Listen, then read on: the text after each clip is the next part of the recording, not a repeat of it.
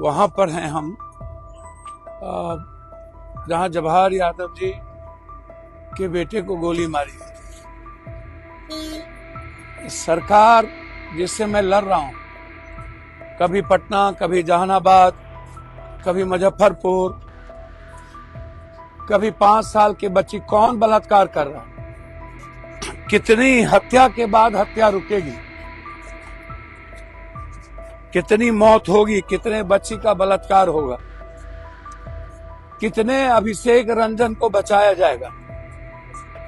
कितने डॉक्टर को बचाइएगा? कितने संतोष, सतीश? देखिए, बड़ी खबर पूर्णिया से निकल कर आ रही है, जहां एक बड़े कारोबारी की गोली मारकर हत्या कर दी गई है। नाम सूरज बिहारी उर्फ सूरज यादव बताया जा रहा है। आपको बता दें कि पूर्णिया के सबसे बड़े मक्का गोदाम के मालिक को गोलियों से भून दिया गया है। आपको बता दें कि सूरज हमेशा अपना पर्सनल बॉडीगार्ड रखते थे, पर्सनल बॉडीगार्ड के साथ घूमते थे, आज भी बॉडीगार्ड उनके साथ था। लेकिन जैसे ही वो गाड़ी से उतरे, घात लगाए अपराधियों ने ताबड़तोड़ गोलियां चलानी शुरू कर दी। 5 राउंड फायरिंग हुई, जिसमें 3 गोली सूरज को लगी है। बॉडीगार्ड जैसे ही दौड़ा बचाने के लिए, साथ में फुफेरे भाई भी थे, वो दौड़े बचाने के लिए, लेकिन उन पर भी फायरिंग शुरू कर दी गई, जिसके बाद वो जान बचाकर भागे हैं। इस पूरे मामले के बाद पूर्णिया में दहशत फैल गया है। पप्पू यादव, पूर्णिया के सांसद हैं पप्पू यादव, इस घटना के बाद भागे भागे पूर्णिया पहुंचे हैं, पीड़ित परिजनों से मिलने पहुंचे हैं। हालांकि इन सब के बीच पप्पू यादव का गुस्सा फूट पड़ा है। सुनिए क्या कुछ कह रहे हैं। शायद आप हमको देख रहे होंगे और समझ भी रहे होंगे कि ये पूर्णिया में वहां पर हैं हम जहां जवाहर यादव जी के बेटे को गोली मारी। सरकार जिससे मैं लड़ रहा हूं, कभी पटना, कभी जहानाबाद, कभी मुजफ्फरपुर, कभी 5 साल की बच्ची, कौन बलात्कार कर रहा है? अभी तक सारा हॉस्टल बंद क्यों नहीं हुआ? मैं बार बार कहता हूं कि पटना का सारा हॉस्टल बंद हो और सारे नेताओं का घर का सीसीटीवी फुटेज चेंज किया जाए। किस किस का बेटा बलात्कार में था, ये मैं लड़ते लड़ते थक गया। अब फिर मैं आज एक मर्डर में आया हूं। आप उस मर्डर को देखिए, जहां पर एक बच्चे की हत्या कर दी गई, मार दिया गया, 4 गोली मारे गए हैं सीने में। सम्राट चौधरी जी, शायद आप मेरे भाई से बढ़ के हैं। आपके पिता के साथ मैं विधायक था। कितनी हत्या के बाद हत्या रुकेगी?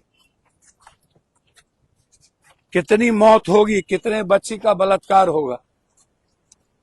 कितने अभिषेक रंजन को बचाया जाएगा? कितने डॉक्टर को बचाइएगा? कितने संतोष, सतीश, कितने लोगों को बचाइएगा? मैंने कई बार कहा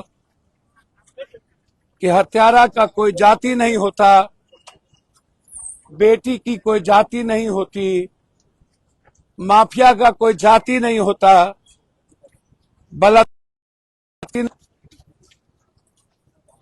और बलात्कार करने के बाद कितने दिनों तक इन लोगों को छोड़ा जाएगा?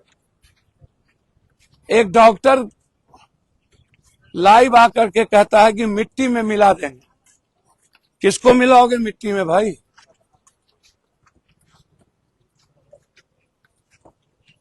कितने को मिलाओगे? ये डॉक्टर को के पीछे कौन है?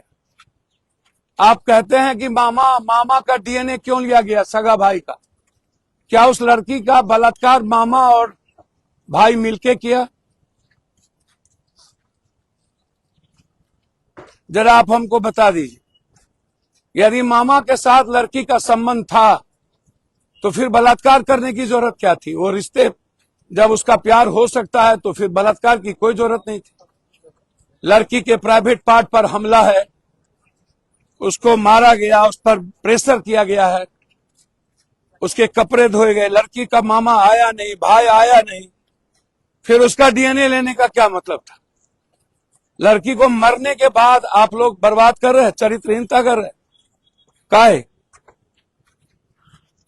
और ये मर्डर,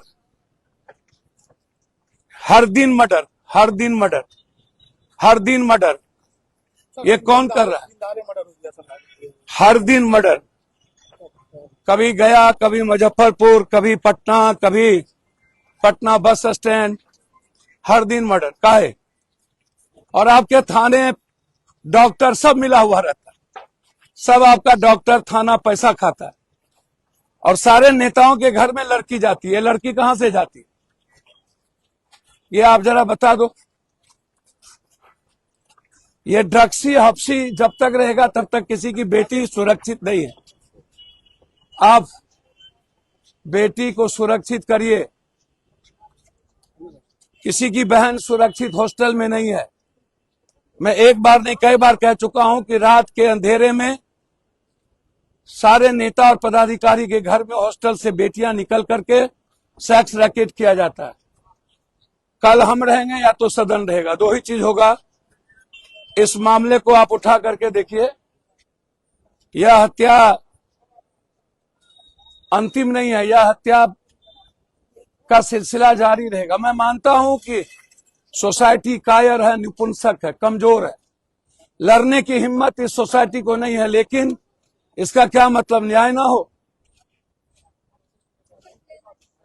मैं एक एक लोगों को जानता हूं, और जिन जिन लोगों का बेटा बलात्कार में है किसी को मैं नहीं बख्शूंगा। नीट्स की बच्ची, गया के एक सब्जी बेचने वाली बच्ची के साथ जिन 4 लड़कों ने बलात्कार किया, और मुजफ्फरपुर और बक्सर में बच्ची पढ़ने जा रही थी, 3 रसूखदार, जिसको एमएलए बचा रहा है। किस एक्स एमपी का बेटा, किस मंत्री का बेटा, और कौन ये पदाधिकारी है? और डॉक्टर कहता है मिट्टी में मिला देंगे। जितनी हिम्मत है प्रभात डॉक्टर को बचने का बचा लो आप। मैं जिंदा जब तक रहूंगा उस डॉक्टर को बचने नहीं दूंगा। वो डॉक्टर ने गलत किया है मेरे बेटी के साथ, उसने मारा है, उस पर 302 का मुकदमा लगना चाहिए। उससे पूछिए, उसकी गिरफ्तारी हो, ये मेरा सवाल है। और थाने प्रभारी को सस्पेंड करके कुछ नहीं होगा। एएसपी और एसपी, इन्होंने कैसे क्लीन चिट दिया था कि बलात्कार नहीं हुआ? जब हम उसके घर पर गए थे तभी हमने कहा था कि बलात्कार हुआ है। फिर आप 13 तारीख को कैसे आपकी हिम्मत हुई कहने की? आप अलाउद्दीन के चिराग नहीं है एसपी साहब। और एएसपी अभिनव जी, आप किसके प्रेशर में नीलम अग्रवाल को, अभिषेक रंजन को छोड़े थे थाना से? ही आपको बताना पड़ेगा। यह घटना जो एक मासूम बच्चे की 4 गोली के साथ हुआ है, ये कितनी बड़ी घटना है, इसको आप देखिए। बस मेरा सवाल है कि कोई घर सुरक्षित नहीं, किसी बेटी की, घर की बेटी और बहन सुरक्षित नहीं, ना पड़ोसी से ना किसी से। हिफाजत करिए और हर हॉस्टल को बंद करिए जब तक आप उसके दरवाजे पर सीसीटीवी फुटेज नहीं लगाते हैं, और उस सीसीटीवी फुटेज का एक्सेस उसकी मां को नहीं देते हैं। प्रभातखबर.com, विश्वास वही, रफ्तार नहीं।